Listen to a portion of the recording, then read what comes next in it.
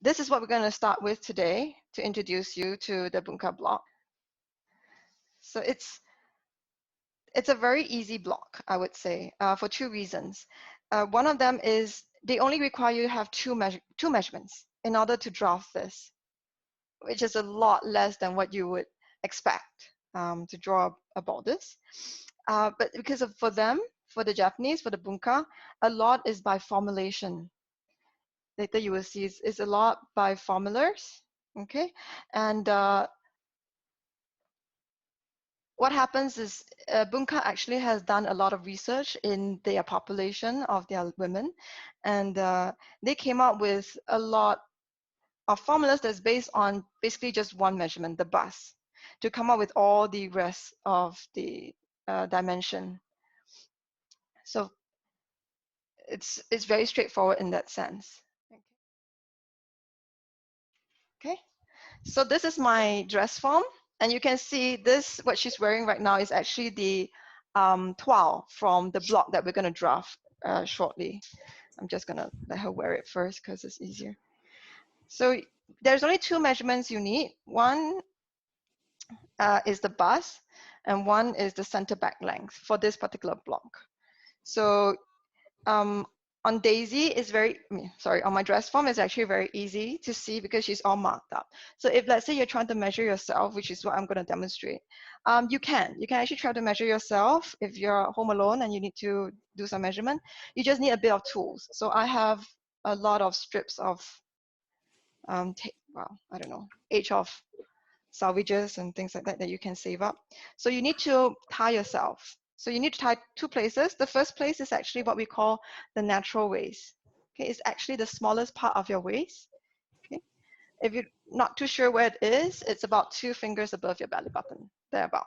Okay, so that's natural waist. It seems a bit high, but in terms of pattern making terminology, that's where the waist is, and that's where we're going to draft the block, and that's where it stops, as you can see from the toile.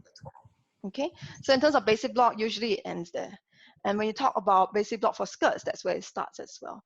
So it's more like having a common language. It doesn't necessarily mean that every time you make a top or a skirt, it must start or end at this natural waist, which may be too high or too low for you.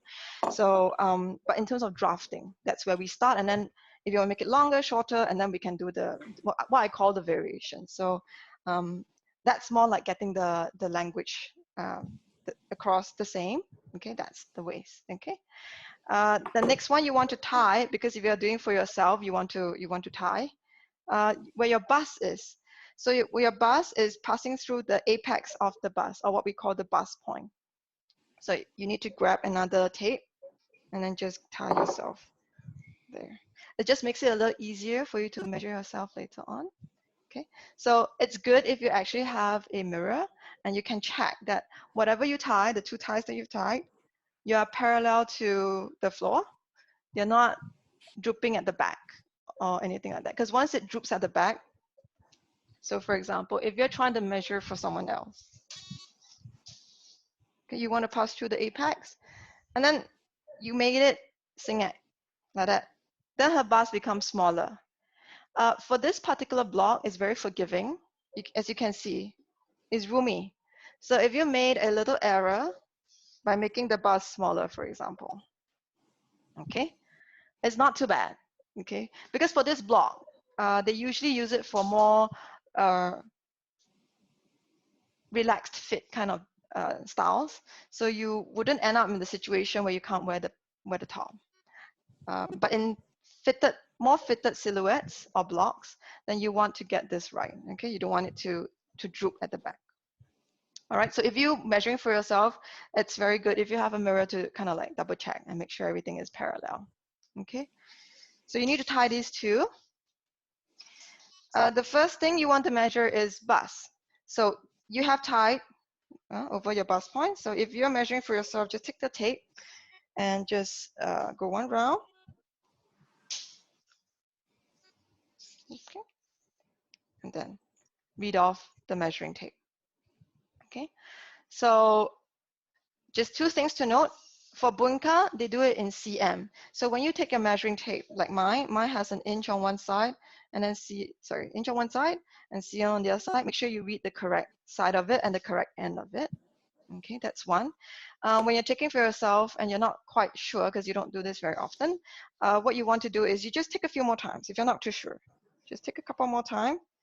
The number that turns up most frequent is probably the best number that you want to use for drafting.